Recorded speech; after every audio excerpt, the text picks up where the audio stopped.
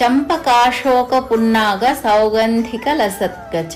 చంపకం అంటే సంపంగి, పున్నాగం అంటే సురపొన్న, సౌగంధికం అంటే ఎర్ర కలువ. కలువ జాతికి చెంది చాలా రేకులతో ఉండి సౌగంధికం అని పిలువబడే పువ్వులు రేకులతో ఉంటుంది. సౌగంధికం అని పిలువబడే పువ్వులు హిమాలయాల్లో ఇప్పటికీ ఉన్నాయి. చంపక, అశోక, పున్నాగ, సౌగంధిక పుష్పాలతో ప్రకాశించే కొప్పుతో అమ్మ దర్శనం ఇస్తుంటారు. శ్రీ కాళహస్తీశ్వర మహాత్యంలో ధూర్జటి కవి నత్కీరోపాఖ్యానంలో ఒక విశేషాన్ని వర్ణించారు. శివుడు ఒకానొక అర్చకునికి కొన్ని కవితలు వ్రాసి ఇచ్చారట.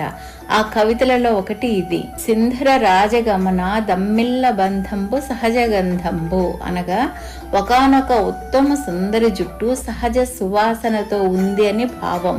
అమ్మవారి కేశాలు పైన చెప్పిన పువ్వుల వాసనతో కూడినవని. అసలు ఆ పువ్వుల